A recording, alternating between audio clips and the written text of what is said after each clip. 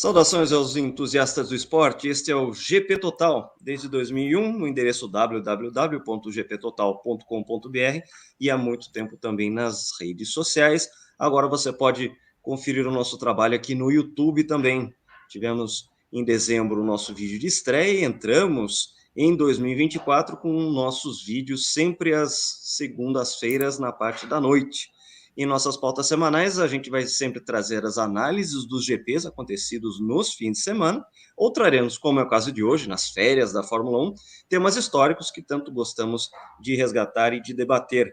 Meu nome é Lucas Giavone, tenho aqui na noite de hoje a companhia do meu amigo Márcio Madeira da Cunha, lá da região serrana do Rio de Janeiro, Nova Friburgo, e o meu amigo João Carlos Viana, da capital cearense, cujo nome eu não vou proferir, né? E vamos à pauta de hoje, mais do que especial. A gente está trazendo aqui a história dos 40 anos da incrível temporada de 1983 e o bicampeonato de Nelson Piquet, campeonato que completou aí seus 40 anos, aniversário de 40 anos, que aconteceu no mês de outubro do ano passado. A gente vai falar um pouco sobre isso e vale a pena a gente resgatar um pouco, porque em 15 de outubro de 1983, um sábado, Nelson Piquet se tornava pela segunda vez campeão mundial da Fórmula 1, após liderar com sua Brabham BT52, bem um carro belíssimo, a maior parte do round final do circuito de Kyalami. Ele aliviou até chegar na terceira posição, suficiente para derrotar Alain Prost e sua Renault por apenas 2 pontos de vantagem no final ali daquele campeonato, 59-57. E no programa de hoje a gente vai relembrar vários aspectos aí que resultaram dessa conquista. Vai ser uma viagem ao tempo para toda uma Fórmula 1 em plena transição de eras e um cenário onde Nelson Piquet fez toda a diferença. Minha saudação aos dois amigos, queridos amigos aqui do GP Total. E a pergunta para cada um falar um pouco, as nossas considerações iniciais sobre a pauta de hoje. Queria que vocês falassem, primeiramente o Márcio, aí, o que era a Fórmula 1 em 1983 e o que era a Fórmula 1 no Brasil, e aquela safra de pilotos que cercava Nelson Piquet naquele contexto. Meu boa noite ao Márcio Madeira. Boa noite, Lucas. Boa noite, Viana. A Fórmula 1 vivia um período caótico, né? De transição da era aerodinâmica, né? Dos carros asa para a era turbo. Um caos também no aspecto político e financeiro da guerra FISA-FOCA. Mas no Brasil era um fenômeno, né? A gente vive aí 24 anos entre o tricampeonato e o tetracampeonato no futebol. Período de seca no futebol, que sempre foi a preferência nacional, coincide com o nosso período mágico no automobilismo internacional, né? A Emerson estreia em 70, justamente o ano do Tri, e o Ayrton encontra o destino dele em 94, um mês antes, aí, pouquinho antes da conquista, um mês não, um pouco mais do que isso, mas poucos meses antes da conquista do Tetra, em 94. Então realmente coincide muito esse período, e em 83 a gente já tinha tido o primeiro raio, que foi o Emerson Fittipaldi, surge o segundo raio, que é o Nelson Piquet, quando podia parecer que na verdade era só um caso isolado, e vem o Nelson para dar testemunho de que na verdade o automobilismo que a gente tinha aqui no Brasil era um automobilismo muito forte, em termos de pilotagem, em termos de conhecimento mecânico. O Emerson falou isso já para mim uma vez, quando eu questionei como é que ele explicava ele ter se adaptado tão rapidamente aos carros em 69, quando chega na Inglaterra. E ele falou: Márcio, no Brasil eu não tinha regulagem para o carro, então eu tinha que me adaptar a ele. E quando eu cheguei lá, eu peguei carros que eu podia regular, e para mim foi muito mais fácil. E o Nelson, ele tinha um passado no Brasil, um passado extenso, um passado no kart, mas sobretudo um passado em carros de turismo e depois em Fórmula também, na Fórmula Super V, que com certeza deu a ele muita bagagem. E depois a própria Fórmula 3 também, quando ele interferiu muito no carro, uma coisa que é muito pouco usual de você ver num carro de Fórmula 3, alguém mexer, né, no carro como o Nelson mexeu. Depois o Moreno seguiu os passos, também mexeu muito nos carros de Fórmula 4 e Fórmula 3. É uma coisa muito rara de se ver, né, esse tipo de experimentação. Então o Nelson, quando chega à Fórmula 1, ele chega muito preparado. Não quero me antecipar com relação a outras perguntas, mas naquele momento a gente vivia uma euforia muito grande, que ainda ia aumentar nos próximos anos, ainda com a chegada do Ayrton. Era um momento que a Fórmula 1 no Brasil era extremamente popular. Mas, só para encerrar essa primeira participação, esse caos que eu falei, tanto no aspecto esportivo quanto no aspecto político, sobretudo no aspecto esportivo, refletiu o caos político, né? Foi um contexto perfeito para um cara com as virtudes do Nelson poder brilhar, né? João Carlos Viana, meu amigo, boa noite. Suas considerações sobre o que era essa Fórmula 1 em 1983 e o que ela representava aqui no Brasil. Quero ouvir você também sobre esse tema inicial aqui na nossa pauta especial. Boa noite, Lucas. Boa noite, Márcio. Boa noite a quem nos ouve. Bom dia, boa tarde, dependendo da hora que você está nos escutando. A Fórmula 1 em 83, ela estava num momento. 82 já tinha sido um ano muito duro para a Fórmula 1, né? Duas mortes, na verdade, né? Do Villeneuve, do Paletti, o Pironi, que era o piloto destacado, o favorito para vencer, sofreu um acidente.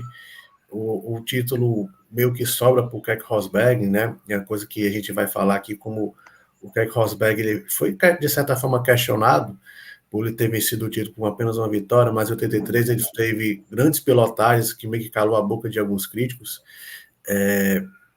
Muita briga fora das pistas, né? Em 82 teve greve de piloto, corrida que foi boicotada.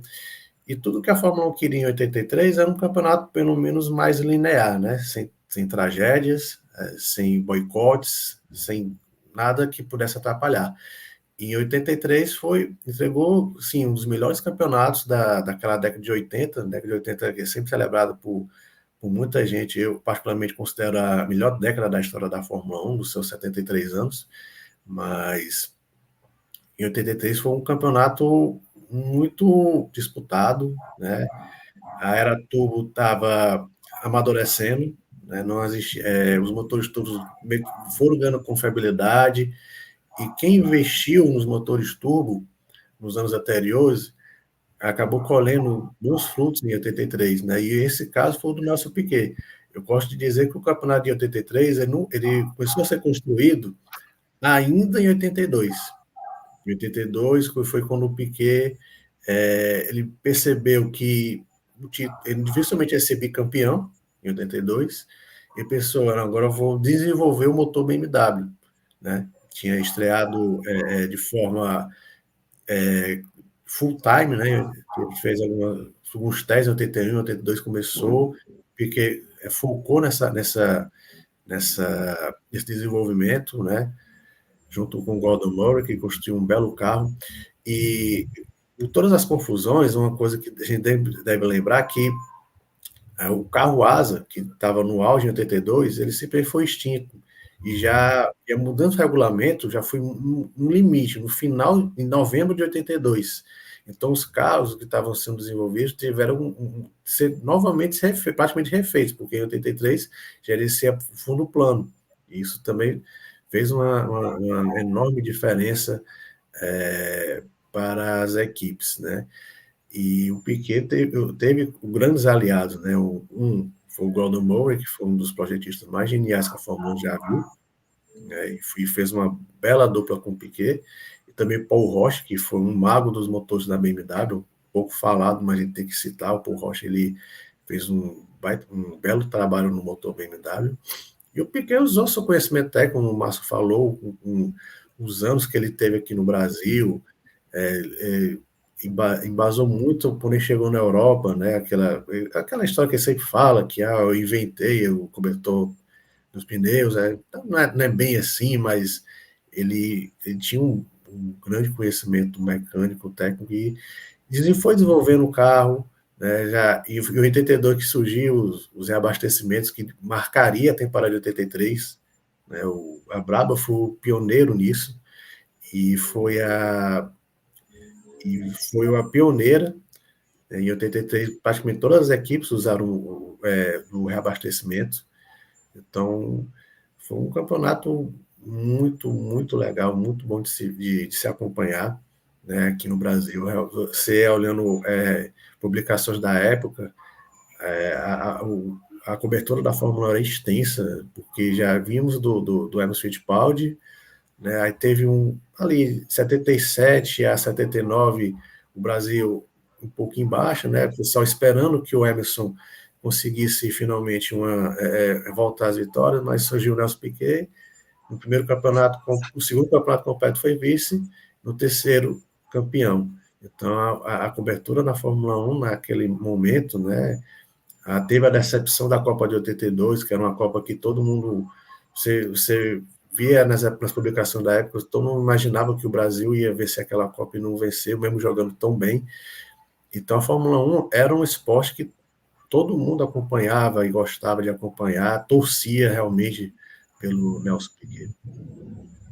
Você tocou num ponto interessante, João, que é a questão de que o Nelson Piquet faz sua primeira temporada completa em 1979 pela Brabham, já é vice-campeão em 1980 e campeão em 1981. Esse é justamente o próximo tema do amadurecimento de maneira muito rápida do Nelson Piquet, jogado em meio a esse universo da Fórmula 1. Ele que mostrou ter essa vocação de test driver e que enfrentou, de certa forma, uma situação muito parecida com a do Emerson Fittipaldi, em que havia um líder de equipe, esse líder sai de cena, no caso do Emerson foi a morte do Jochen Rindt, lá em 1970, e o Nelson Piquet tem uma situação um tanto parecida quando, ao fim de 1979, o líder da Brabham, que era Niki Lauda, abandona a equipe e abandona a Fórmula 1 para só voltar alguns anos depois.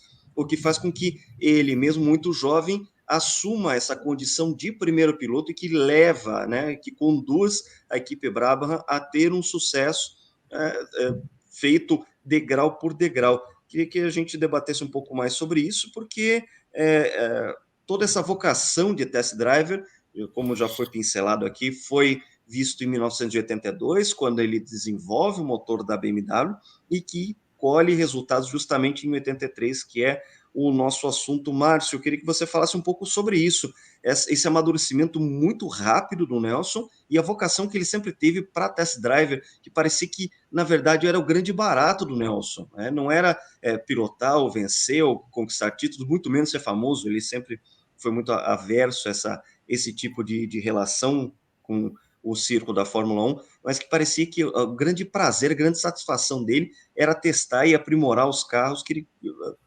debater um pouco sobre esse aspecto particular e que fez toda a diferença lá em 1983. A gente tem que observar que o Nelson estreia na Fórmula 1 já com 26 anos de idade, né? Ele era mecânico, né? Ele era efetivamente mecânico de moto na Câmbio. Então é um conto de fadas. Você imaginar que em 74, perdão, ele ajuda o pessoal da Brabham, limpa a sapatilha do Reutemann. Os pneus do Reutemann, né? E 5 anos depois ele é piloto dessa equipe. 4 anos e pouco depois ele é piloto dessa equipe na Fórmula 1. Isso é uma coisa que estava escrita, né? Não é possível um negócio desse acontecer e liderar a equipe para um título mundial. Existem semelhanças e diferenças no caso do Emerson e do Nelson. No caso do Emerson, o Rindt estava realmente liderando a equipe, era um piloto numa ótima fase e morre daquela maneira. E o Emerson amadurece muito rápido e, enfim, ele chegou a Lotus com muito cacife, muito preparado. E quando cai o peso nos ombros dele, ele responde, dá conta. O Nelson, ele em 79 faz uma temporada parelha com o Lauda, né? Ele tinha coisas a aprender com o Lauda, mas ele estava sendo sensivelmente mais rápido que o Lauda e fez uma temporada muito digna em relação ao Lauda. É difícil a gente imaginar se isso afetou de alguma forma a decisão do Lauda, porque nenhum dos dois estava brigando por nada de importante em 79, mas o Nelson nitidamente era um piloto superdotado, né? Então era evidente que ele estava no nível do Lauda, e se o Lauda tivesse continuado em 80, eu não sei se o Lauda teria sido capaz de frear o Nelson em 80. É difícil a gente especular esse tipo de coisa. O fato é que a equipe com certeza teria feito mais pontos, mas provavelmente teria feito menos pontos no campeonato de pilotos. Teria ficado mais forte no campeonato de construtores e menos competitivo no campeonato de pilotos, porque dividir pontos ali, como a Williams acabou dividindo de fato e perdendo o título em 81. O Nelson é campeão também na Procar em 80, né? Mostrando a versatilidade dele, o quanto ele estava apto a guiar carros de corrida, os carros de turismo, carro de fórmula. Isso tudo vai ser fundamental na conquista do título dele em 81 e sobretudo em 83, porque o que eu acho fundamental a gente observar, quando a gente fala em Piquet no Brasil e fala em Ayrton Senna, é sempre muito poluído por paixões, e a gente tem muita dificuldade coletivamente para poder avaliar e apreciar a genialidade de cada um deles sem reduzir o outro. O Nelson, de fato, ele tem muitos méritos, porque há muitos pilotos que têm vários títulos mundiais, mas se a gente olhar, foi uma hegemonia só. Foram títulos que você construiu um ambiente vencedor, é o caso do Vettel, por exemplo. Construiu um ambiente vencedor na Red Bull e venceu durante 4 anos consecutivos. Nossa, aqui deu uma caída, mas já está voltando. Deu Voltou. já recuperamos. Ótimo. O Hamilton, por exemplo, ele teve um ambiente vencedor na Mercedes, teve um título em 2008 muito por vácuo de competição ali, mas teve um ambiente vencedor na Mercedes. O Nelson, os 3 títulos dele, ele teve que construir. Ele construiu o ambiente em 81, que foi um título muito difícil, muito difícil. Em 81 ele guiou um carro que era um carro asa, motor aspirado. Em 82 ele guia um carro asa com motor turbinado.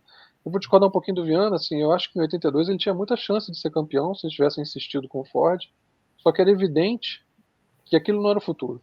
Né? Eles não tinham perspectiva. Não, isso, exatamente, Márcia, o que eu quis dizer, ele percebeu que para ele ser, o futuro é do turbo, então ele abdicou daquele campeonato de 82 para desenvolver o motor, para em 83 o motor já tivesse bem mais confiável, bem mais maduro, para ele poder disputar o título de 83, e foi o que aconteceu. Ele construiu, como você falou, ele construiu o título de 83, mas não foi em março de 83, foi no primeiro grande prêmio daquele ano em Jacarepaguá. Ele começou a conquistar aquele título em 82, quando ele foi desenvolver o motor, né, testou, foi testando. Teve até um momento que quando o Patrese venceu em Mônaco, a primeira vitória dele em 82, ele estava com motor Ford, não estava com motor BMW. Entendeu? O Nelson tinha vencido no Brasil com motor Ford também, né? Isso, também não estava totalmente assim, regular, mas ele estava competitivo ali com o motor Ford, né? Numa pista que teoricamente seria favorável aos turbos, né? Então, assim, ele certamente teria condições de brigar por aquele título, não seria menos forte do que o Keck, o Williams, Cosworth, não seria menos forte, mas era uma questão de perspectiva. Né? Estava evidente que o eixo do mundo estava girando e que o futuro era dos turbos, e eles sacrificam, a Brabham sacrifica o ano de 82, que era o ano que eles tinham chance de ser campeões, em prol de abrir um leque de competitividade e poder, sim, estabelecer, quem sabe, uma hegemonia, ter competitividade pelos anos que vinham, né? E aí a gente tem 3 gênios, eu não quero me estender demais na resposta, mas a gente tem 3 gênios, que você apontou muito bem, que é o Gordon Murray, o Paul Roche e o Nelson. E o Nelson tem um papel fundamental nesse trio, porque naquela época, como é que você podia mensurar o trabalho da engenharia de motor? Você ia para o dinamômetro e ver quanto estava gerando e quanto ia durar. E túnel de vento, que era muito mais rudimentar do que hoje em dia. De resto, todo o restante passava por você ter um piloto que fosse regular o bastante para ele próprio não ser uma variável e que fosse sensível o suficiente para perceber o impacto de cada alteração sobre o desempenho do carro. Então, o Nelson foi fundamental para guiar os esforços do Roche e do Gordon Murray da melhor forma possível, porque, essencialmente, 83 foi um campeonato de corrida armamentista, foi um campeonato de desenvolvimento de equipamento. Ferrari e Renault muito fortes. Sim. Certeza. Eu passo a bola para vocês. Essencialmente foi isso, quer dizer, foi um campeonato, uma corrida de desenvolvimento. Você pega os carros que correram em Jacarepaguá e os carros que correram em Kyalami, se você pusesse eles para correr juntos, a Brabham daria volta, a Brabham de Kyalami daria volta na Brabham de Jacarepaguá, E acredito que aconteceria com todas as principais equipes isso. A evolução era de corrida a corrida, era uma coisa assim, absurdo o que esses carros evoluíram ao longo daquele ano, porque era um regulamento totalmente novo, né? A Brabham, ela consegue alinhar já o carro novo já no Brasil, e ela paga ela colhe o fruto de vencer aquela corrida, porque ela tinha um carro para o novo regulamento, mas ela paga também o preço de ter colocado um carro que não estava totalmente amadurecido, era um conceito arriscado. E quando estreia o Renault, isso fica evidente que o tempo a mais que a Renault gastou para desenvolver o próprio projeto fez ela estrear com um carro que era superior ao carro da Brabham. A Brabham colheu o fruto na primeira corrida, mas depois teve que correr atrás e recuperar. Até porque a Ferrari também se tornou muito forte muito cedo. Né? A Renault, quando ela estreou no Grande Prêmio da França, o Prost colocou 2,5 segundos no segundo colocado no grid e venceu assim de forma atordoante. Foi uma vitória assim de que a Brabham e a Ferrari ainda estava desenvolvendo. Eles ficaram muito para trás. Foi uma vitória assim que todo mundo ficou impressionado como o Prost parecia que vinha o carro que seria o campeão. Então, vamos falar um pouquinho mais, então, João, sobre o que foi essa temporada, né, de transição radical das regras, em que a gente teve, como apontado em novembro, o banimento do carro asa em favor de carros com fundo plano, ou seja, você não podia mais usar as laterais para gerar downforce no carro, o que fez com que todos os engenheiros jogassem fora, jogassem no lixo, literalmente, os carros asa em favor de carros que eles teriam que reaprender a desenhar, porque eles estavam acostumados a fazer uma geração de downforce de uma maneira e, de repente, tudo aquilo que eles tinham aprendido sobre carro asa não usaria mais, eles teriam que voltar ao que era os projetos de 1977, em que você tinha carros ainda de fundo plano, né? Levando em consideração que a partir de 78 a gente teve o carro asa, né? A gente teve, como apontado, a estreia da Brabham já na primeira corrida, que foi o Rio de Janeiro, em que houve a vitória do Nelson Piquet, e carros que seriam os grandes rivais do Piquet naquele ano de 1983, ainda de modo improvisado nas primeiras corridas. E a gente tem essas duas situações, né? A Brabham estreando com um carro que ainda tinha por amadurecer, e as outras equipes, a Ferrari com um modelo improvisado, e a Renault também, ao mesmo tempo em que, quando a Renault estreia esse carro, ele se mostra bastante superior. Eu queria que vocês falassem um pouquinho sobre cada um desses projetos, né? A Renault, que era a RE40, a própria Brabham BT52, e depois vira 52B, que era um carro muito radical, né? Você tinha distribuição de peso muito diferente, toda a aerodinâmica, né? Aquele formato de flecha que se tornou muito icônico, até hoje é um dos carros mais lembrados em listas de carros favoritos de todo mundo na Fórmula 1, assim como também falar um pouco mais sobre a Renault. Márcio, a palavra é tua. Pois é. Mesmo qualquer leigo que olhe, né, a Brabham de 81 e a Brabham de 83 já vê que são fórmulas completamente diferentes, né? O carro de 81, já falei isso algumas vezes, ele na maior parte das ocasiões tinha mais aderência do que força. Eu vou usar força para unir aí potência e torque no mesmo conjunto, né? E o carro de 83 era o oposto, era um carro que tinha mais força do que aderência na maior parte das situações. Então, uma condução totalmente diferente, um carro concentrando peso na traseira, principalmente para poder ter tração. E você olha para aquele carro e você pensa, cara, devia ser muito difícil você conseguir manter aquele carro neutro, porque ele era muito diferente no eixo dianteiro para o eixo traseiro. Você conseguir regular aquele carro de forma que ele porque não basta você chegar, você está num oval, por exemplo, você vai fazer as curvas sempre à mesma velocidade. Então você consegue preparar um carro que naquela velocidade esteja neutro. Naquela velocidade ele tem tanta aderência na dianteira quanto na traseira. Agora na Fórmula 1 você tem curva de todo tipo de velocidade.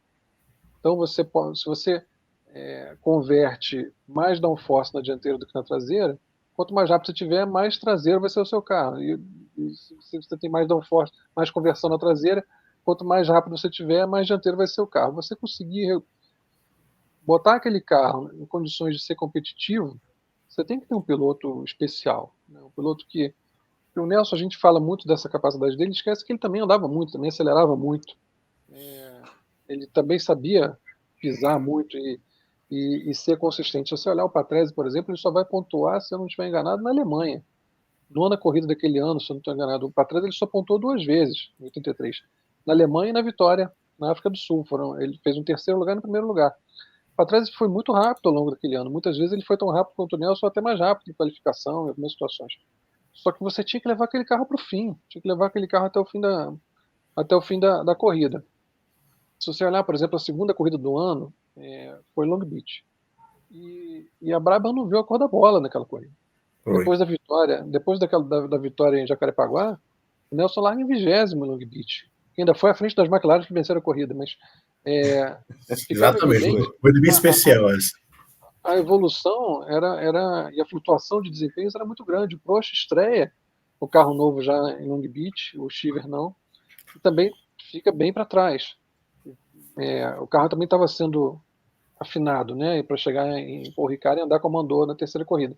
E você nota, o Nelson não conseguiu fazer aquele carro andar em Long Beach, mas depois em Mônaco e em Detroit ele faz grandes exibições, em provas de rua.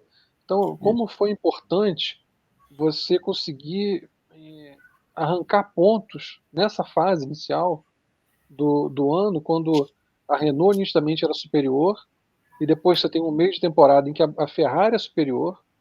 A Ferrari, no início, ela demora a engrenar, depois ela estreia o carro em fibra de carbono, que fica 10 quilos mais leve. O Lucas pode falar também, você está provocando a gente, Lucas, mas você é o maior especialista na parte mecânica desse ano, eu acho muito importante você falar sobre a questão das suspensões, a guerra de pneus, que tanto a Brabham quanto a Renault tinha o Michelin, a Ferrari era Goodyear, a Lotus com Pirelli. Tem muitos fatores interessantes que a gente tem que observar com relação a 83, mas o essencial, no meu entendimento, é a gente compreender que, mais do que um abandono aqui, o Nelson abandonou 2 corridas, por exemplo, com problema de acelerador. Coisa surreal você imaginar hoje em dia uma coisa dessa. Né? Você abandonar 2 corridas por causa de problema de acelerador.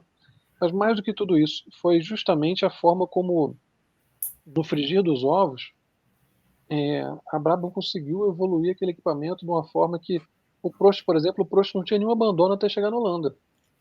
As últimas 4 corridas do ano, o Prost abandona 3. Ele não tinha nenhum abandono. Só que o desempenho de Ferrari subiu tanto, e no final dos contos, o desempenho da Brabham subiu tanto, que a Renault partiu para o desespero e começou a botar mais pressão do que o carro aguentava. E lembra muito, esse tempo, talvez se eu envelheça mal isso que eu vou dizer, e eu não quero magoar nenhuma das pessoas que estão acompanhando a gente, mas lembra muito o Botafogo nesse campeonato 2023. Depois que toma aquela virada do 4-3 para o Palmeiras, liderava o campeonato, mas todo mundo parece que parou de acreditar. E foi o que aconteceu na Renault. Bateu desespero ali. O próprio Prost, ele, nas últimas corridas, ele reclamou bastante da falta de desenvolvimento da Renault. Ele reclamou muito do que a gente não está desenvolvendo nosso carro, a Brabham está chegando, a Brabham chegou com novidades, o Grande Prêmio da Itália, o nosso Piquet venceu, foi até a primeira vitória em muito tempo do Piquet naquele ano, né? Estava um tempo sem vencer. O Piquet vence em Monza, assim, de forma atordoante, né? A gente vai falar mais tarde sobre isso, a forma como a Brabham desenvolveu não apenas o carro, mas também com o combustível, o motor e tudo mais. E o Prost reclamava bastante. Acho que até isso levou a separação com a Renault depois do Grande Prêmio da África do Sul, que ele foi derrotado. É necessário destacar esse. Da parte mecânica para a gente, acho importante. Isso é legal porque foi uma época de transição do design em si, o desenho de chassi, e também essa transição dos motores aspirados por motor turbo. A gente teve alguns brilharecos de motores aspirados, mas a gente teve, claro, a grande hegemonia foi dos 3 conjuntos aí que a gente já está debatendo, que é o de Brabham, Ferrari e Renault. Brabham, como destacado, esse carro flash que tinha muito peso atrás, justamente para obtenção de tração, ao mesmo tempo em que, sim, certamente era um carro muito difícil de fazer o seu acerto e também de conduzi-lo. A gente tinha uma Renault com um carro muito mais tradicional, mas que começava a ter algumas inovações aerodinâmicas, como, por exemplo, o uso do escapamento como uma solução aerodinâmica. os dutos de escapamento desse carro, eles terminavam nas pontas laterais, muito perto da roda do eixo traseiro, fazendo com que parte do ar fosse direcionado de forma a fazer com que a asa traseira funcionasse melhor. E a gente teve uma Ferrari que, nos 4 primeiros GPs, não teve ainda um carro com reabastecimento. Eles fazem depois um chassi ainda modelo 82 com reabastecimento, e a partir do Grande Prêmio de Silverstone eles estreiam o carro de carbono, que realmente era 10 quilos mais leve. Márcio, você falou, né, você propôs aí, fez uma provocação a respeito do que eram os carros de Jacarepaguá na primeira corrida e os carros de Kyalami, a última da temporada, né, em que você observou essa curva de crescimento muito acentuada dos carros. A gente pode colocar só como uma perspectiva, só para ajudar a contextualizar isso, de que quando a Brabham estreou lá no Rio, o motor BMW rendia 650 cavalos aproximadamente em ritmo de corrida, e quando eles estavam em Kyalami já rendia mais de 750 cavalos. Então você tem um ganho de 100 cavalos durante o ano, que foi mais ou menos esse o ritmo da era turbo. A gente foi de 650 para 750, depois para 850, 950, isso tudo em ritmo de prova. Provando que realmente essa foi uma era de corrida armamentista em que a gente teve uma efervescência maravilhosa, tanto na parte mecânica quanto na parte aerodinâmica, porque, como eu destaquei, os projetistas estavam reaprendendo a lidar com essa questão de que eles não podiam mais gerar downforce como eles faziam com os carros asa. Eles estavam em uma nova situação, uma temporada que foi muito parecida com, por exemplo, 1979, quando todo mundo foi para o carro asa. E eles tinham que aprender a gerar downforce, eles precisavam aprender a engenharia daquilo ali, daquilo que foi chamado de carro asa. Então, você teve essas duas eras de transição, primeiro a de você aprender tudo do carro asa, e depois você ter que desaprender tudo em favor do carro do fundo plano. Então, são coisas que, misturado a isso, a guerra de pneus que a gente tinha na Fórmula 1 à época, como destacado aí, Ferrari com Goodyear, a Michelin normalmente superior com Brabham e com Renault, ao mesmo tempo que a gente fica se perguntando, né, como que a Brabham lidou com essa situação de ter pneus franceses, ao mesmo tempo que a maior rival era francesa. Né? Como é que eles conseguiram contornar essa situação de não ter a Renault como grande favorecida de pneus? A gente teve uma disputa franca entre as duas equipes, sem um favorecimento destacado por parte da Michelin. Ao mesmo tempo em que a gente teve corridas em que o pneu Goodyear foi superior, como foi, por exemplo, o Canadá, em que as Ferraris dominaram, e que faziam com que aquela situação fosse ainda com mais variáveis, cheias de variáveis. A gente tinha o motor o V6 a 90 graus, que era da Renault, a gente tinha o motor 4 em linha, que era da BMW, que era um turbo só, e a gente tinha também o biturbo da Ferrari com um V aberto a 120 graus, em que os turbos ficavam na parte de dentro. Então, tudo isso resulta no quê? Numa engenharia incrível, uma época incrível para a engenharia, para a criatividade, para você ter a liberdade de fazer o carro do jeito que você acredita ser o mais correto para você chegar àquilo ali. Se a gente pintasse os 3 carros de branco, uma Renault, uma Ferrari, uma Brabham, pintasse as 3 de branco, qualquer um que sabe um pouquinho mais de Fórmula 1, que já tenha assistido a temporada de 83, vai ter grande facilidade de identificar cada carro. Ao mesmo tempo que hoje a gente não tem a menor chance de acertar, né? Pinta os carros de 2023 tudo de branco, a gente não tem a menor chance de acertar todos eles. Então, eu acho que isso é uma coisa que a gente tem que destacar. Era uma Fórmula muito mais plural em todos os aspectos, inclusive dos circuitos, que também eram muito mais variados. A gente tem hoje muito tilcódromo, né? Os chamados circuitos aí projetados Hermann Tilke. Então, vejam só a diversidade que a gente tinha nessa época comparado à Fórmula 1 de hoje. A questão da diversidade, sim, 1983 dá um banho no que a gente teve em 2023, a temporada que acabou agora, aí 40 anos depois. E vitória do Jean do Piquet, né? E vitória do Jean do Piquet. Sim. E os pneus, é isso aí. Às vezes tinha o Goodyear melhor na classificação, o Michelin melhor na corrida, então também variava isso, né, cara? Tinha essa, ao longo do fim de semana havia momentos em que um pneu se comportava melhor do que o outro. Então, tudo A isso Ferrari, faz diferença.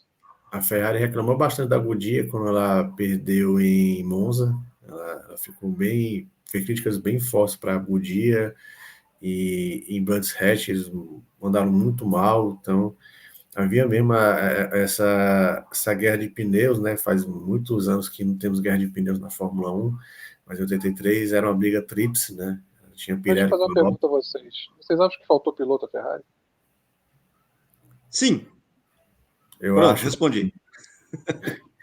Eu acho que é uma coisa que é bem interessante a gente falar sobre, porque a Brabham, ela tinha o Piquet, que era um gênio, né, e tinha um segundo piloto, o Patrese, piloto rápido, já com algum conceito, né, tinha vitórias, mas foi muito Piquet.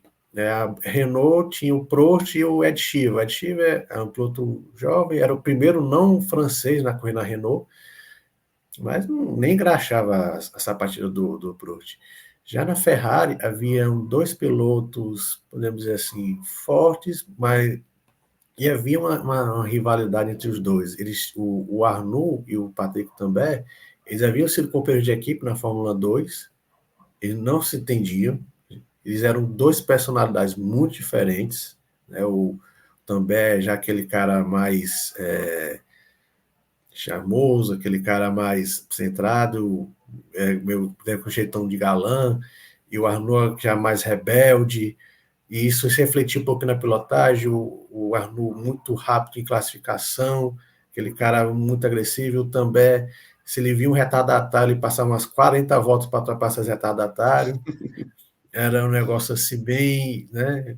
Então, assim, e não deixou de tirar pontos, né? Tanto que quando o Arnoux chegou na Ferrari, ele chegou teoricamente com o estado de piloto número 1. Ele saiu da Renault, né? Vivia uma guerra civil dentro da Renault com o Prost, mas saiu da Renault para a Ferrari com uma fama de piloto rápido, que poderia de repente brigar pelo título, e chegou. Só que até a metade ali do campeonato, era também o piloto da Ferrari, ele que tinha uma vitória uma vitória muito emocional, por sinal, né, um ano depois do Villeneuve, ele corria com 27, que era do Villeneuve em 82, e o, o, o També, ele estava, assim, ele era o nome da Ferrari, então o Arnoux já estava sendo muito questionado, aí ele de repente começou a fazer grandes corridas, venceu o Canadá, assim, de forma brilhante, né, e brigando por vitórias, ele deu, bem que retornou, então, eu acho que além de ter faltado piloto, acho que também faltou, houve dentro da Ferrari uma rivalidade grande entre os dois pilotos que a gente não via na Renault e na Brabham, né? Era muito pequena a Brabham, poxa, na Renault. Eu vou desenvolver um pouco mais a minha resposta, né, porque minha resposta ficou meio curta, com a provocação. Tanto o Nelson Piquet quanto o Alan Prost, se tivessem na Ferrari, seriam campeões de 83 pela Ferrari. Essa é a conclusão que eu chego. Porque a Ferrari, naquela época, fez um carro muito consistente, e a gente tinha nessa dupla, Patrick Tambay e René Arnoux, algo que foi visto 20 anos depois, lá em 2003, com Ralf Schumacher e Juan Pablo Montoya na Williams. Muito A boa. semelhança é muito grande, em que você tinha um Tambay muito Ralf Schumacher, que era aquele piloto que não tinha aquela velocidade suficiente, e o Juan Pablo Montoya, René Arnoux, que era o cara da velocidade, mas sem consistência. Então, se a gente juntasse os dois pilotos, realmente eles não tinham seria um pacote necessário para conduzir a Ferrari um campeonato. Os dois não eram pilotos que tinham características desenvolvedoras do carro, coisa que o Alan Prost tinha já e o Nelson ainda mais. Né? Isso, claro, minou o desenvolvimento da Ferrari e vejam só, né? Eu escrevi muito tempo atrás no GP Total um texto chamado Geração Antinick, em que eu dizia que logo após a saída abrupta do Niki Lauda ao fim de 77, ele cansado da Ferrari, ele indo 79. encontrar refúgio na Brabham. Ah, Não, sim, tá não, sim. a saída dele é da Ferrari em 77, em que ele mandou o comendador e as favas, falou assim, não, eu já assinei com a Brabham, não quero o dinheiro de vocês, eu só quero a distância de vocês. E que a partir daquilo ali, a Ferrari teve como um reflexo fazer contratações de pessoas que não fossem Niki Lauda, que eles não tivessem as características de Niki Lauda. E veja só que interessante, quando Niki Lauda enfrentou Alan Prost em 1984, eu vejo o Alan Prost sendo uma versão melhorada de Niki Lauda. Ele aparecia como um cara extremamente técnico, político, que não errava, totalmente atento aos detalhes, com uma tocada extremamente consistente, sem deixar de ser rápido. É um cara que errava muito pouco, sofria muito poucos acidentes. Então, quando o Niki Lauda derrotou o Alan Prost na temporada de 1984, ele estava derrotando uma versão nova dele mesmo. E isso acaba soando irônico, porque a Ferrari teve a chance de contratar o Prost em 1983 e levou o Arnoux. Então, a gente vê o quanto a proposta que foi feita por Arnoux certamente foi feita para o Prost, mas que no final das contas eles queriam o quê? Eles não queriam um cara político, técnico, que criasse um ambiente em que ele fosse favorecido, ou que ele tivesse um protagonismo grande demais para uma Ferrari, que sempre quis ser a protagonista. Nunca Lauda vence com Ferrari, mas sim Ferrari vence com Lauda. Isso sempre, vou usar um termo, mas sempre emputecia o Niki Lauda. Então, a gente tem essa questão também. A Ferrari tinha o carro certo com os pilotos errados. Eu não tenho muita dúvida de que o Nelson Piquet desenvolveria aquele carro, e Alan Prost da mesma forma, usando uma consistência que sempre foi característica dele. A gente tem uma primeira metade o Também andando mais que o Arnoux, e depois o Arnoux andando muito mais que o Também na segunda metade. O que, por coincidência, é o momento em que a Ferrari entra com aquele chassi de carbono, o C3, que é 10 quilos mais leve, ao mesmo tempo em que a gente percebe que o Arnoux ele não acertou a mão do carro de fundo plano no começo da temporada. Ele teve que, aos poucos, ir acertando a mão e ter um ritmo minimamente consistente, porque não era a característica dele. A característica do Arnoux sempre foi de velocidade pura, tanto que ele foi o maior pole position da era do carro asa. Realmente ele tinha uma velocidade visceral, ao mesmo tempo em que ele não tinha um décimo da leitura de corrida do Alan Prost, e que numa temporada de 1983 seria fundamental. A leitura que o Alan Prost tinha nas corridas, a leitura que o Nelson Piquet tinha das corridas, era muito superior ao desses dois pilotos da Ferrari. O jeito que o Alan Prost vence, por exemplo, na Grã-Bretanha, ou que vence na Áustria, de maneira irresistível, e todas as leituras de prova que o Piquet fez, tanto na vitória do Brasil, quanto nas vitórias de Brands Hatch, principalmente lá em Kyalami, mostram que realmente eram pilotos superiores ao que a Ferrari tinha para mostrar e ao que a Ferrari tinha para combater esses dois. Isso para mim fica bastante evidente. Justamente nessa geração anti-Nick que permeou a Ferrari, vejam só, até a contratação do Alan Prost. O Alan Prost ele foi o primeiro campeão mundial contratado pela Ferrari desde o Nino Farina em 1952, sendo que o Farina só foi contratado porque estava disponível. A Alfa Romeo tinha abandonado as competições em 1951. Então, todo aquele jejum da Ferrari que ela teve, né, depois da vitória do Scheckter em 79 até o Michael Schumacher em 2000, numa estrutura completamente diferente, também tem muito das escolhas erradas de pilotos que eles fizeram. Eles contrataram Ivan Capelli, Stephanie Johansson, entre outros, que não tinham um pacote para oferecer como um grande vencedor. O que eles queriam? Eles queriam alguém que fosse alguém oposto ao Niki Lauda, que tivesse uma grande velocidade, destemor, e que fosse campeão com um carro maravilhoso que a Ferrari projetasse. Mas esse carro nunca veio e esse piloto nunca se mostrou presente, até criarem a estrutura toda em volta de um Michael Schumacher para acabar o jejum da Ferrari.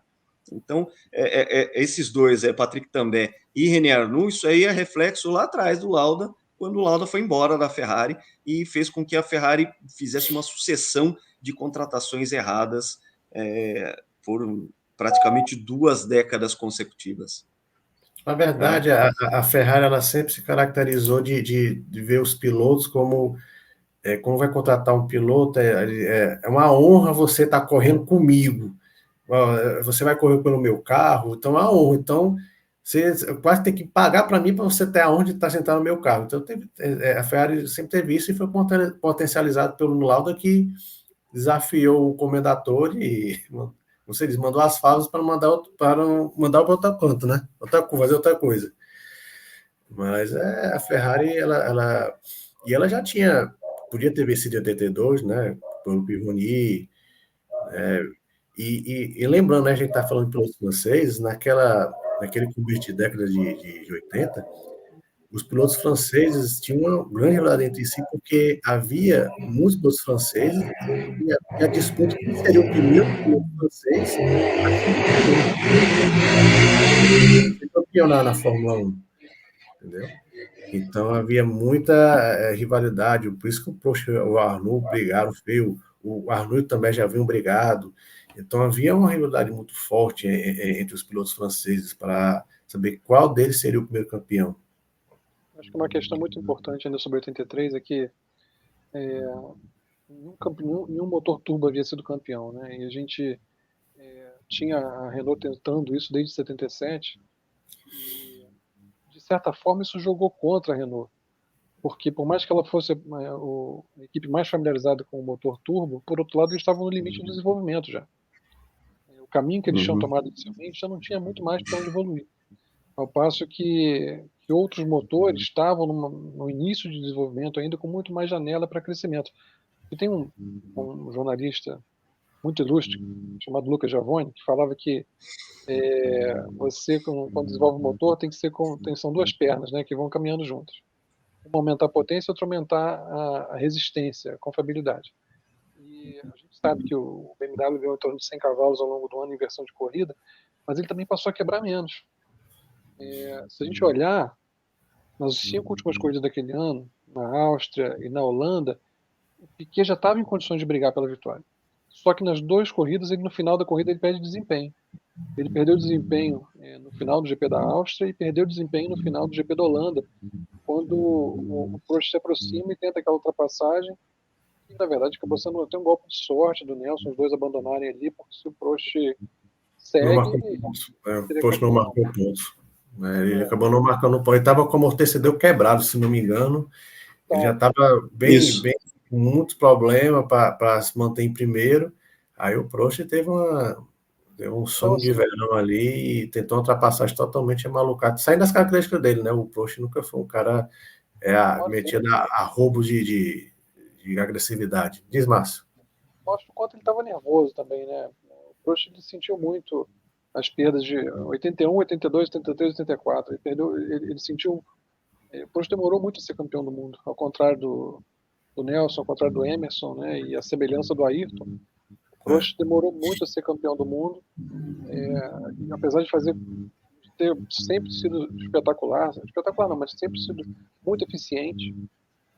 Ele demorou muito. E o Nelson justamente farejou isso e entrou também na cabeça dele, entrou sobretudo na cabeça da Renault.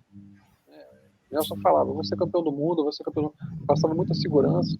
A gente, antes de encerrar, a gente tem que falar sobre combustível, porque existe muita injustiça a respeito desse campeonato, sobretudo na imprensa internacional, que desmerece muito, falando que a Brabham usou combustível irregular. Mas o que eu acho crucial é a gente observar que o Nelson, como eu falei, ele construiu...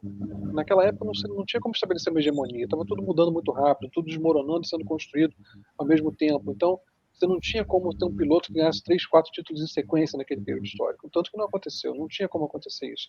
E o Nelson conquistar, junto com a Brabham, os títulos de 81 e 83 é um feito muito grande, que tem que ser valorizado. Ele realmente construiu, claro que não sozinho, ele trabalhou com pessoas muito qualificadas, mas ele orientou essas pessoas, ele dava o feedback, e ele sabia... Nelson, ao contrário, diferentemente do Gil de Ferran, os dois tinham muito conhecimento de mecânica, né? Mas o Nelson muito mais empírico e intuitivo, e o Gil muito mais acadêmico. Ambos tinham muita consciência a respeito do que fazia um carro ser rápido, um carro ser consistente, por caminhos diferentes. O Gil muito acadêmico, muito analítico, né? E o Nelson muito intuitivo, muito empírico. Ele tinha uma intuição mecânica fabulosa e aprendeu muito com Lauda, no sentido de se comunicar com os engenheiros, né? E orientar isso. Então, o bicampeonato dele vale mais do que um bicampeonato convencional, tipo o Mika Häkkinen. Porque o Häkkinen teve uma continuidade entre um ano e outro ali. O Nelson não. O Nelson ele teve que construir dois ambientes vencedores distintos. E uma ruptura muito grande, né, Márcio? Uma ruptura muito grande. Se você olhar o carro de 81 e 83, a gente já falou aqui, são carros, assim, muito diferentes do outro. Não apenas visualmente, como mecanicamente, de tudo, o regulamento. Então, o Piquet ter vencido aquele de 83 realmente é algo admirável. Um piloto que, num contexto em que se exigia que o piloto acelerasse, sim, mas também não só fosse rápido, mas conservasse o equipamento, fosse gentil com o equipamento e, sobretudo, ajudasse, guiasse o desenvolvimento do equipamento. Num contexto como esse, um piloto como o Nelson era sempre candidato ao título, porque ele sempre saberia acertar o carro, sempre saberia guiar, orientar os esforços de desenvolvimento da equipe, se tivesse uma equipe também desprendida o suficiente para ser arrojada e arriscar, como era o caso da Brabham. Você olha, a ruptura que houve de 82 para 83 só pode ser comparada à que houve de 65 para 66, por exemplo, da Fórmula 1, quando você duplicou o tamanho dos motores e não havia esses motores no mercado. Não havia muitos carros correndo com motor 2 litros, em vez de ter 1,5 litro, correram com 2 litros.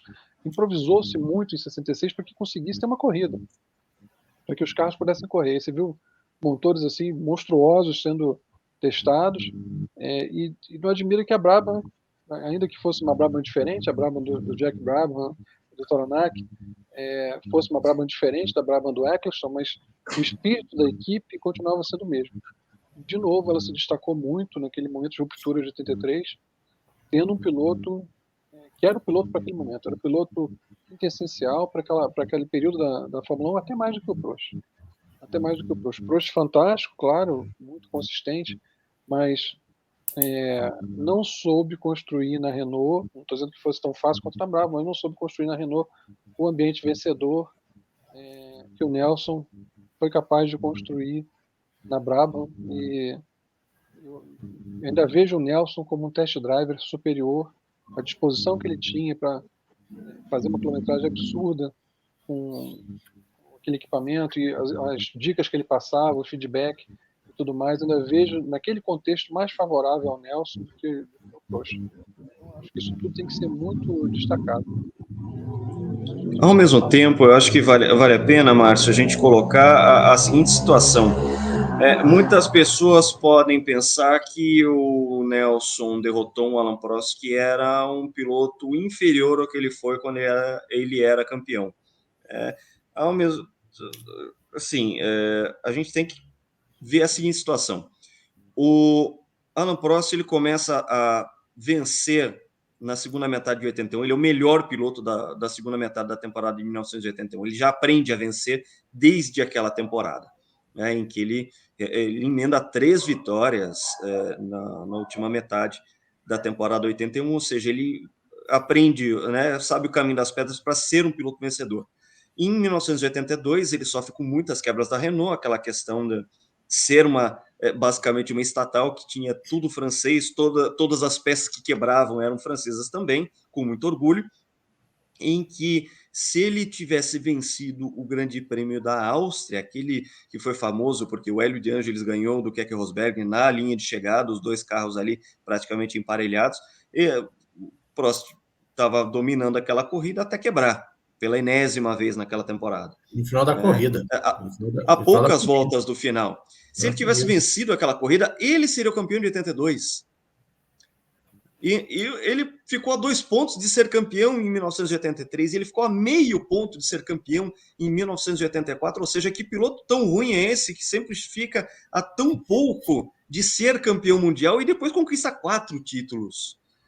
Então, a gente já tinha sim um Prost amadurecido, mas um Prost que não teve um ambiente favorável como teve o da Brabham, de falar assim, não, vamos lá, com o Nelson vai concentrar nosso poder de fogo, a gente vai seguir e vai derrotar os nossos rivais. Enquanto o ambiente da Renault foi tomado pelo pânico, muito mais a Renault, como foi destacado, do que pelo próprio Alain Prost. E tanto que toda vez que o Nelson Piquet é falado sobre isso, fala que a Renault perdeu, e não que o Alain Prost perdeu aquele título.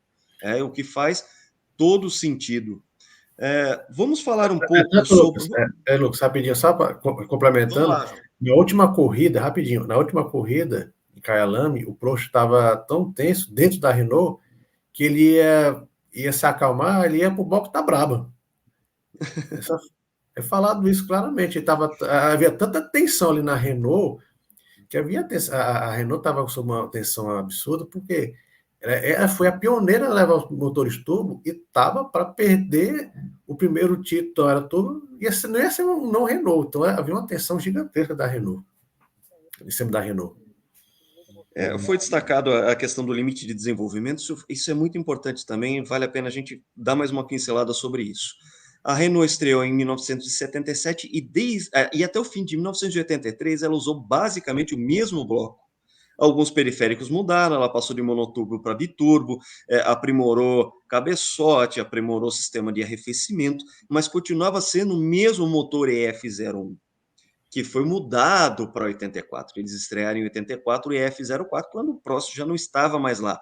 Ou seja, realmente a gente tinha um motor que tinha chegado ao seu limite de desenvolvimento, enquanto a curva de ganho de potência do motor BMW, a gente foi ver o que aconteceu lá em 1986, quando a potência era só estimada, porque não tinha dinamômetro para ferir tudo aquilo, e falava-se em quase 1.500 cavalos de potência em configuração de qualificação. Gerhard Berger, nas retas de Monza, alcançou 352 km por hora naquele carro que tinha muito mais arrasto e pneus muito menos aderentes do que você tem hoje nos carros de Fórmula 1. Então, realmente, aquele motor ele ainda tinha muita possibilidade de ganho de potência e a gente foi ver resultados assustadores no auge da era turbo, que foi a temporada de 1986. Márcio, mais alguma consideração a isso ou a gente já pode seguir a pauta? Pode seguir, o motor que o Marcos falou que, né, que patinava em quarta. Assim, mas, enfim, o que eu acho muito importante, Lucas, que um fator crucial nesse desenvolvimento foi relacionado ao combustível, e que eu acho que se assemelha muito, por exemplo, ao controle de tração da Benetton de 94, que era uma vantagem, mas era uma vantagem lícita. E eu acho que você é a pessoa mais capacitada para falar um pouquinho sobre o tolueno, né, se não me engano, que foi utilizado, Isso. porque isso é usado muito para difamar, para reduzir e insinuar que a Brabham estava fora do regulamento, ao passo que, na verdade, eles estavam explorando todos os brechas possíveis, né, do regulamento. E o Nelson, ele se orgulha, ele muito humildemente costuma dizer que ele nunca se achou um grande piloto. Uma coisa que quem vê aquela volta dele de classificação em Brandt 86, ou que ele faz na Hungria 86, nunca pode concordar com isso. Em alguns momentos eu acho que ele ficou abaixo do potencial dele, mas ele era um piloto genial. E ele se orgulha muito de ter conseguido, de ter muitas vezes o equipamento melhor, porque ele trabalhou para isso. E é justo, faz parte. Sim. Ainda mais naquele período, era mais fácil mais fácil, entre aspas, né, menos burocrático, você conseguir melhorar a sua equipe do que você ficar trocando de equipe toda hora, até porque a flutuação era muito grande. Uma equipe que era boa em 80, basta ver Carlos Reutemann, né? A forma como ele foi falar justamente dele, né? O fato do Reutemann, que ele ia, perdia o campeonato, ou a equipe era campeã. Campeão, e quando chegava a equipe Ferrari, o que ela faz de 79 para 80, né? O que a Lotus faz de 78 para 79, como é que essas equipes ganhavam o título no ano seguinte, tinham naufragado. Então, era importante naquele momento você ter não o melhor carro, mas a estrutura para estar sempre evoluindo, sempre melhorando o carro, se mantendo competitivo no meio daquele monte de mudança. E o Nelson era fundamental para isso. Mas acho que a gente tem que falar sobre os combustíveis. Sobre os combustíveis, a questão é a seguinte: o desenvolvimento do motor turbo passava pela questão de você poder aumentar a taxa de compressão sem a autodetonação do combustível. Então, eles precisavam criar um combustível que tivesse uma estrutura molecular suficiente para não ter essa autodetonação e que detonava, literalmente, o motor. E todo mundo sabe que a Alemanha tem um passado muito forte na engenharia química. E estudos feitos pela engenharia alemã de guerra na Segunda Guerra Mundial criaram muitos combustíveis sintéticos, já que a Alemanha, se a gente for pensar no cenário de Segunda Guerra Mundial, ela não tinha reservas de petróleo. Ela tinha que criar combustível, criar gasolina a partir de outras fontes, parafina, ou seja lá o que fosse, né? Xisto, carvão mineral, né? Para poder abastecer suas máquinas de guerra. E a solução encontrada pela Brabham remete a estudos de gasolina sintética realizadas pela Alemanha na Segunda Guerra Mundial, em que chegou-se ao tolueno, que era basicamente uma cadeia de hidrocarbonetos formada pelo anel carbônico, né, o anel de benzeno, que eram 6 carbonos juntos, ligados, né, fazendo as ligações atômicas em formato de anel. Essa solução mostrou-se muito forte para que você pudesse aumentar a potência, aumentasse o boost de turbo, sem criar essa questão da autodetonação. Era um combustível que, dentro da câmara de combustão, não só resfriava os pistões, como deixava a mistura muito mais estável, a questão de autodetonação. Então, eles podiam aumentar a taxa de compressão do motor e eles podiam aumentar o boost do turbo, sem que tudo fosse pelos ares. Primeiramente, a Wintershall, que era uma petrolífera alemã, e depois a Castrol. Criaram o combustível absolutamente perfeito para aquele motor de 1983 ganhasse potência ao longo do caminho. Uma das maneiras de se ganhar potência, esses 100 cavalos em ritmo de corrida com confiabilidade, foi justamente dos combustíveis, e que muito ocorre essa questão de que os franceses minimizam ou até criticam o título de 1983 do Nelson Piquet. O próprio Alain Prost fala isso, de que aquela gasolina seria ilegal. Não, ela estava dentro do regulamento, ela estava naquele limite de octanas, que era do que seria uma gasolina de posto de combustível, só que com uma fórmula muito mais parruda, é uma gasolina, inclusive, com uma densidade superior, né? A gente teve, ao mesmo tempo que a gente teve lá em 1984 o começo de congelamento de combustível, eles diminuem a temperatura do combustível próximo ao congelamento para caber mais no tanque de combustível, porque em 1984 foi proibido o reabastecimento, e a partir de 85 voltou-se a essa questão da densidade do combustível. A partir depois do fim de 84, fala assim, não, chega desse negócio de congelar combustível, e aí a gente chega a 85, em que eles começaram a criar, tanto a Shell, quanto a Elf, quanto outras petrolíferas, começaram a criar gasolinas cada vez mais densas, que dessem essa estabilidade química para aguentar nessa loucura que eram esses motores turbo. Bom lembrar, era só um motor de 1.500 cilindradas e que gerava essas potências absolutamente inéditas na história da Fórmula 1, essa corrida armamentista que foi a Era Turbo, que essa corrida armamentista começou a realmente ganhar corpo justamente em 83, esse salto que a Brabham deu naquele fim de temporada, que foi irresistível, que foi fundamental para o Piquet vencer. E lembrando que naquela temporada, a gente está falando apenas dos três motores, né? BMW, Renault e Ferrari. Havia o motor Hart, né? Que era o Brian Hart, que era um motor bem artesanal. Mas durante 83 surgiriam 2 motores turbos, mas já com a montadora. Seria a TAG Porsche com a McLaren, né? E não confundir a vitória histórica do John Watson, né? Em Long Beach, ele ainda estava de Ford Cosworth, e da Honda com a Williams. Isso foi na última corrida de Kyalami, que o Theo Keck chegou em 4º lugar. Então, era uma coisa armamentista, com mais gente entrando, mais protagonistas, mais players entrando na disputa, para essa corrida ficar ainda mais disputada e elevando aos limites de todo mundo.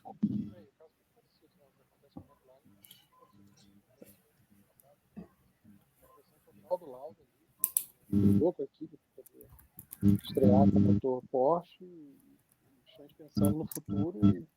E 84, Márcio, eu não estou ouvindo você muito bem, acho que é alguma coisa do teu microfone. Estão ouvindo agora? Não voltou? Não mexi em nada. Melhorou um pouco.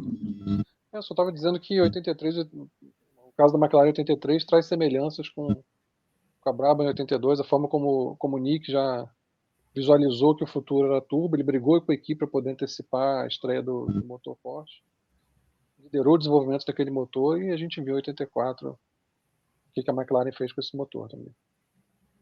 Era um motor muito bem nascido, esse Tag Porsche. Ele já nasce com 650 cavalos logo de cara, para você ter um desenvolvimento de potência para aquele motor, não precisou de muito. Ao mesmo tempo que o John Barnard, depois de 84, fez um chassi maravilhoso, em que aquele conjunto foi matador, principalmente em ritmo de prova. É interessante destacar, o Viana falou sobre o motor Hart, e a gente teve uma Toleman que começou a pontuar com regularidade ainda na segunda metade de 1983. Toleman essa que seria a equipe de estreia do Ayrton Senna. E uma das coisas assim maravilhosas dessa era turbo incipiente e em pleno desenvolvimento foi a maneira com que o Brian Hart solucionou o problema de junta de cabeçote, que ele tinha que fazer com que os motores explodissem o tempo inteiro. Ele simplesmente soldou o cabeçote no bloco e fez com que esse problema não acontecesse mais. Ele montava os motores de cima para baixo e de baixo para cima, sem junta de cabeçote. Você tinha ali um motor selado que ganhou potência, ganhou confiabilidade, a ponto tanto do Derek Warwick, que era o primeiro piloto, quanto o Bruno Giacomelli, que era o segundo, poderem ter muito mais desempenho naquele final de ano. Ou seja, o Ayrton Senna, quando ele teve a sua estreia, ele acabou estreando uma equipe certa que estava também em ascendência. Pessoal, para a gente encerrar aqui essa live, que foi completíssima aqui, a gente falou de bastante coisa, eu vou fazer uma passagem rapidíssima aqui sobre o que foi a temporada, né? A vitória do Piquet em Jacarepaguá no começo da temporada, a segunda prova em Long Beach, a lendária vitória de John Watson partindo da 22ª colocação, a estreia para valer da Renault na França, com a vitória cachapante do Alain Prost. A quarta corrida foi em San Marino, em que o Patrick também venceu de maneira emocional diante do público italiano em San Marino, naquela presepada do Ricardo Patrese, algumas voltas de final, ele liderava e bateu. E o Patrese ficou bastante chateado, né? Porque a torcida vaiou, ficou vaiando ele. Pô, eu tô correndo em casa, a pessoa tá me vaiando, rapaz. Que estava vencendo era a Ferrari, não era qualquer Ferrari, a Ferrari 27, que era do Villeneuve até um ano antes. Então, aquela vitória foi muito marcante na carreira do Tambay. Acho que foi a última, se não me engano, acho que foi a última vitória dele na Fórmula 1. E o Patrese ele ficou muito sentido com a torcida italiana naquela ocasião, porque ele realmente, a galera lá não perdoou, não. Eram italianos vaiando italiano. Para a gente não faz sentido, mas para italiano faz sentido. Ele que vaiou, né? Ele comemorou ele ter batido. Sim. Continuando aqui o nosso giro rápido, a gente teve a prova seguinte, foi de Mônaco, com chuva, e Keke Rosberg numa exibição de gala com pneus slick, vencendo a prova de maneira maravilhosa. Foi a única vitória do Keke Rosberg aquele ano, ainda de Williams Cosworth. A corrida seguinte foi... Oi, João, fale. E essa vitória do Keke foi, como eu falei no começo do vídeo, né? Foi meio que uma resposta, né? Que muita gente diminuía muito o título de 82 do Keke, né? Ele era, só vencer porque sobrou para ele, porque o John Watson andou muito bem e caiu no final. O DJ Pironi já foi falado aqui, sofreu o acidente dele, ele não venceu, o Villeneuve tinha morrido. Então, muita gente diminuía muito o Keke. E o Keke fez uma exibição muito impressionante. E é legal de lembrar que a Williams, nos anos seguintes, não tanto em 83, né, mas em 86, 87, ela ficou muito caracterizada por dar muitos vacilos em pit stop, em estratégia de corrida. E naquele dia ela foi assim, certeira, né? Tinha chovido antes da largada, a pista ainda estava molhada, mas foi antes da largada, só que parou a chuva.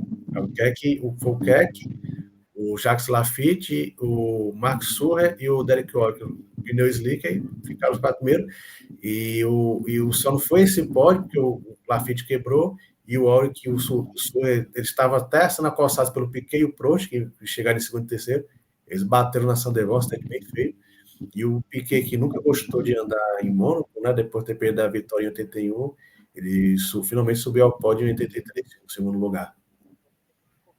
É isso aí. Teve um pequeno comentário que o Frank Dernie, que na época era engenheiro da Williams, sobre essa. Ele postou isso em redes sociais. Ele falou sobre 1983 em Mônaco, em que eles optaram pelo pneu slick porque era um pneu mais macio que o pneu de chuva que eles tinham àquela época.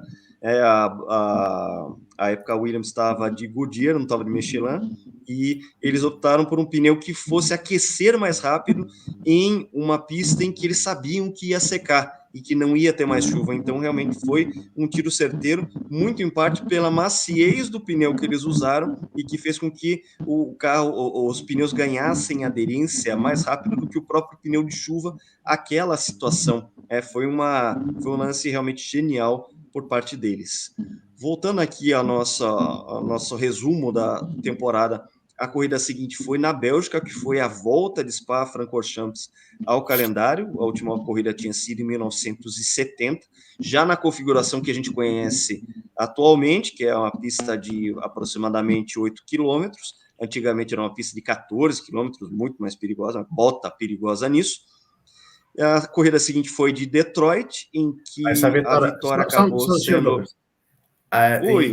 E esse Spa foi uma vitória, foi uma corrida muito boa do André de César, né? Para a gente prestar atenção, ver como foi um ano plural.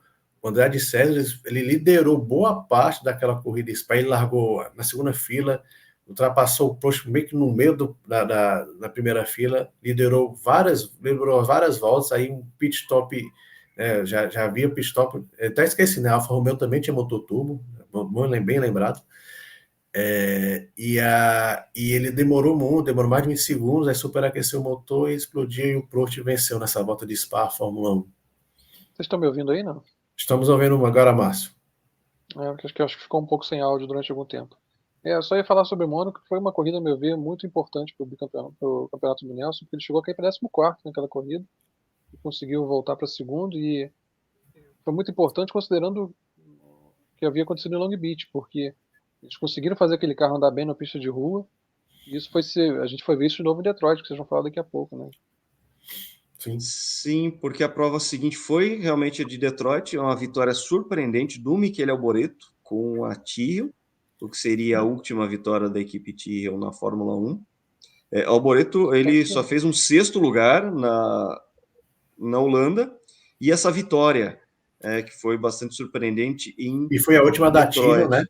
Foi a última da Tyrrell na Fórmula 1, e o fato interessante é que é para você ver como em 83 foi um ano especial. A Brabham, como foi falado mais cedo, ela que introduziu os pitstops modernos, né, com abastecimento e tudo. Em Detroit, o Piquet largou com o pneu duro, né, e simplesmente não parou, ele não fez a parada, né. E ele estava liderando a corrida, o Arnoux andou muito bem nesse dia, só que ele quebrou. Aí todo mundo esperando o Piquet parar, ele não parou. Aí o Alboreto estava se aproximando, mas o Piquet estava claramente controlando a corrida, só que ele teve um furo de pneu nas últimas voltas, faltando poucas voltas. Acho que não vou precisar quantas voltas, mas ele furou o pneu e ainda chegou em 4º lugar. Mas a corrida era do Piquet, mas ele usou a anti-estratégia que a Brabham tinha introduzido na Fórmula 1, foi de não parar. Ele não ia parar aquela corrida e ia vencer aquela corrida. Abrindo a segunda metade, a gente tem justamente o René Arnoux vencendo pela primeira vez. Ele fez uma segunda metade da temporada muito consistente. Ele vence no Canadá, ele depois venceria mais uma vez qual corrida que ele venceu aqui? Foi na Alemanha.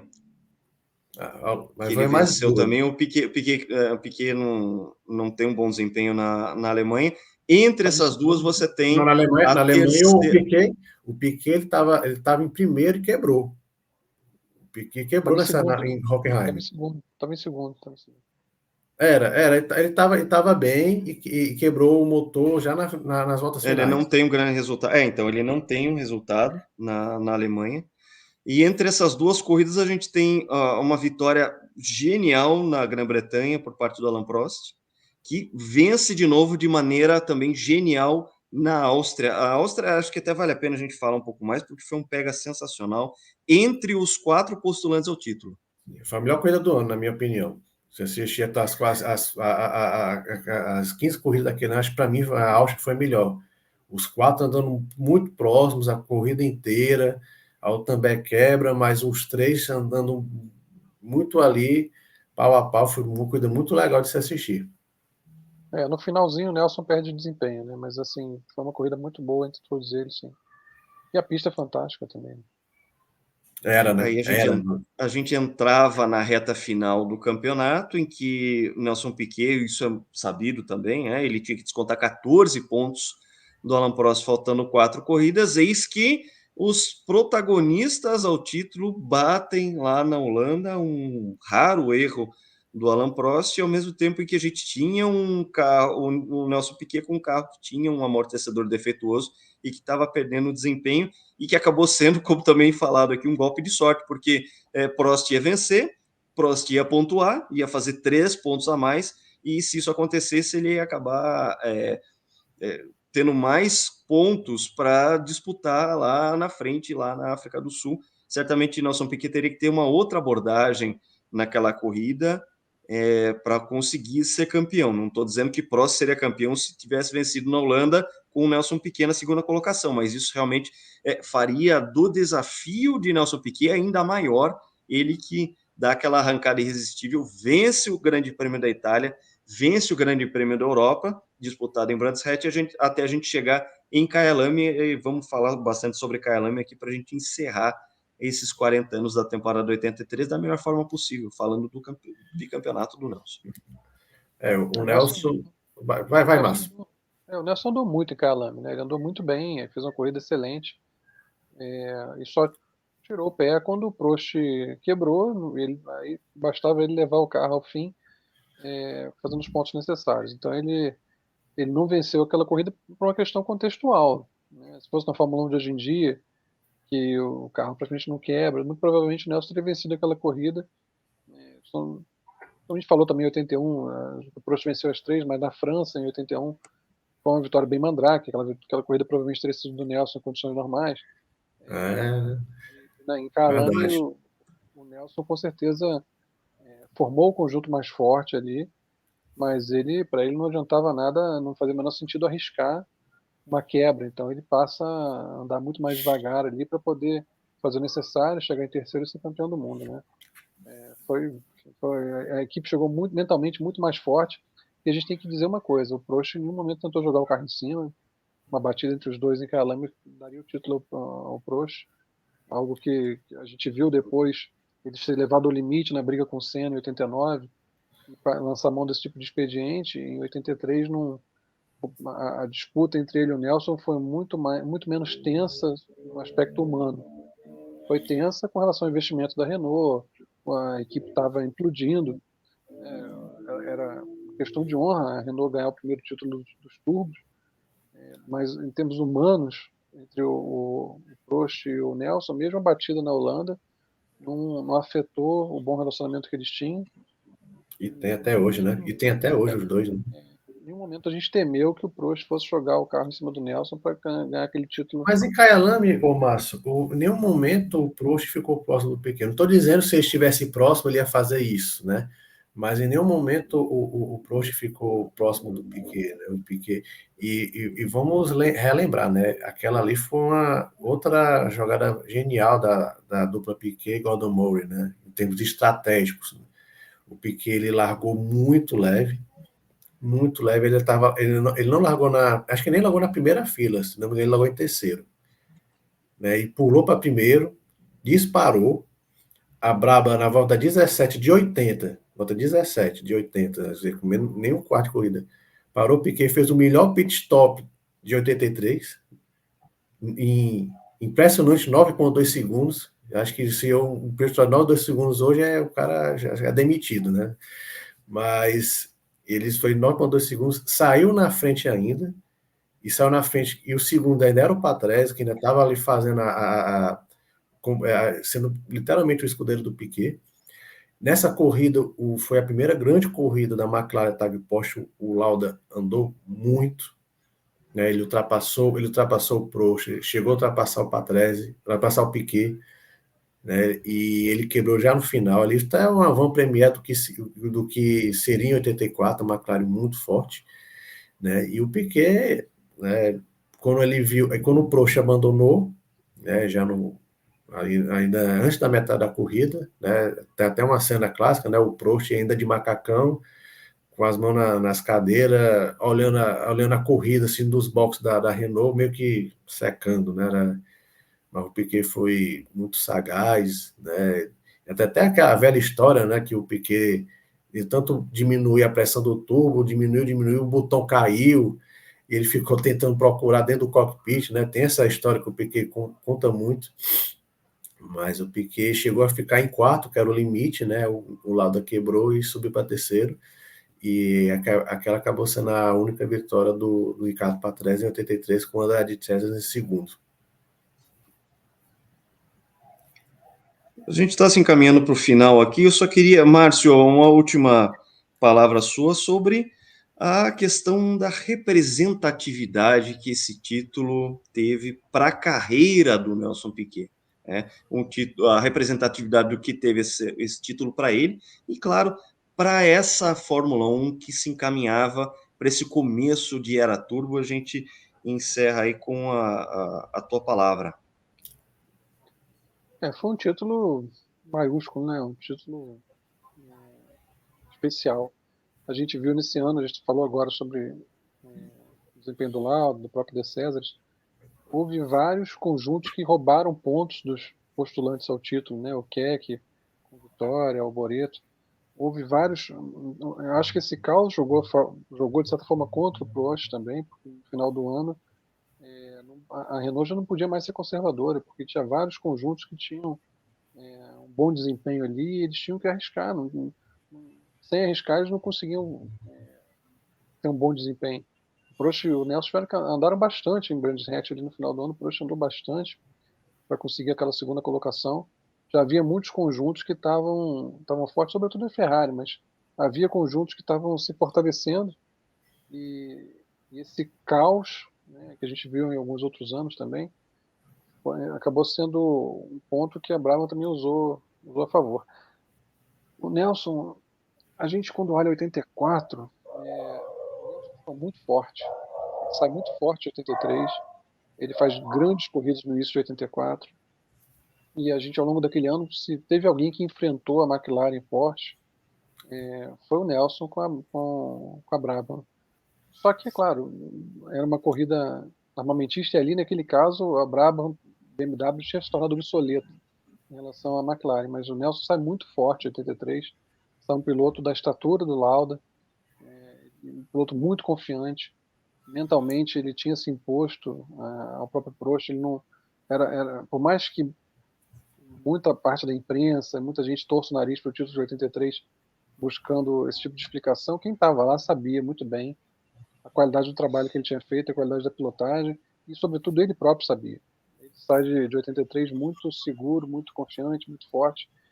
E acho que a partir de 85, com aquele pneu Pirelli e tudo mais, o Nelson ele começa a entrar amolecer de certa forma, né? Se tornar um piloto um pouco mais, querer um pouco menos os estresses todos que estavam envolvidos na construção de um ambiente vencedor. A gente sente muito isso na primeira metade de 86, até ele voltar a ficar com os olhos de tigre de novo e se impor ao Mansell dentro da Williams. Mas ele passa uma primeira metade de 86 ali, ele demora muito a reagir, lembra um pouco o Rubinho na Brown em 2009.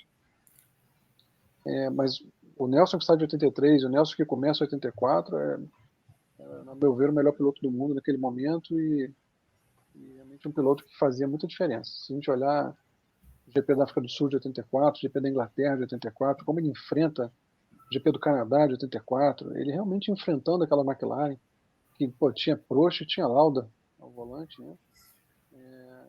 O Nelson realmente fez algumas corridas titânicas ali em 84, e eu entendo que tudo isso tem muita relação com a conquista do título de 83, a forma como ele estava confiante, e como a equipe tinha confiança nele. Realmente grandes exibições, e ele sai muito fortalecido. O título de 83, passados 40 anos, a gente tem que reverenciar, a gente tem que reconhecer. Foi realmente um título de um piloto completo. Foi um título de um piloto completo que, para além de qualquer paixão, você pode ter qualquer opinião a respeito dos comportamentos, das declarações e tudo mais, mas o Nelson era um piloto completo e o piloto perfeito para aquele momento histórico da Fórmula 1, que demandava muito mais do que sentar e acelerar. Demandava muita coisa e tinha que ser realmente um piloto completo para se dar bem naquele período, e ele foi o mais completo. João, alguma consideração final? Eu considero a temporada de 83, como eu falei mais cedo, né, a década de 80, ela teve praticamente 10 campeonatos muito legais, com muita história para contar, muitas disputas, né, e eu considero 86 como o melhor ano daquela década, né, teve 4 pilotos distintos, né, 3 carros totalmente diferentes, brigando pelo título, mas se eu for colocar um pódio, eu colocaria 83 como o segundo melhor campeonato daquela década maravilhosa da Fórmula 1. Muita gente não lembra, as pessoas às vezes esquecem de 83, mas 83 foi um ano com muitas disputas assim de tirar o fôlego, muitos conjuntos chegando. A gente nem falou, por exemplo, no final de 83, a Lotus Renault já chegou muito forte, o Hélio de Anjos fez pole em Brands Hatch, primeira fila, o Mansell foi ao pódio já na segunda metade do campeonato. Então, havia muitas equipes boas desenvolvendo seus carros, e que essa corrida armamentista, como o Márcio falou, que tornou aquele ano muito especial. Eu colocaria 83 logo abaixo de 86, das grandes temporadas daquela década que foi inesquecível para a Fórmula 1. E o Piquet, foi, foi o campeão, foi o vencedor, enfrentando. Olha os nomes que a gente falou aqui: Prost, falou muito do Prost, mas Nick Lauda, René Arnoux, Patrick Também tinha suas qualidades, né? Lógico que não no nível do Prost, do Piquet, mas ele era, principalmente o Arnoux, ele sabia ser um piloto extremamente veloz, né? E, então, foi um ano muito marcante para a Fórmula 1. A gente tem que reverenciar o que o Piquet fez. Ele fez um ano muito. Ele foi muito completo, ele soube ser muito rápido, ele soube ser muito cerebral o ano inteiro, né? E, lógico, fazendo a parte de desenvolvimento do carro, que foi o que fez a diferença no final. A Renault chegou no limite, não tinha o que fazer, vamos aumentar essa pressão, e o Prost acabou pagando o pato. O Piquet foi desenvolvendo junto com a equipe Brabham e com a BMW para chegar no final do ano com o melhor conjunto, e isso fez toda a diferença para ele ser campeão. E com essas considerações a gente encerra essa live do GP Total, mais do que especial. Meu muito obrigado, muito obrigado aos meus amigos João Carlos Viana e Márcio Madeira da Cunha. Você que curtiu o conteúdo de hoje, deixe a sua curtida, compartilhe com os amigos entusiastas, que agora o GP Total tem o seu canal de YouTube, e assine as notificações também, para que você possa acompanhar a gente toda semana aqui. Toda semana vai ter vídeo inédito, temas para quem gosta muito de análise de automobilismo. Vai ser sempre uma grande satisfação ter vocês aqui com a gente. Este é o GP Total. Um grande abraço a todos e até a próxima.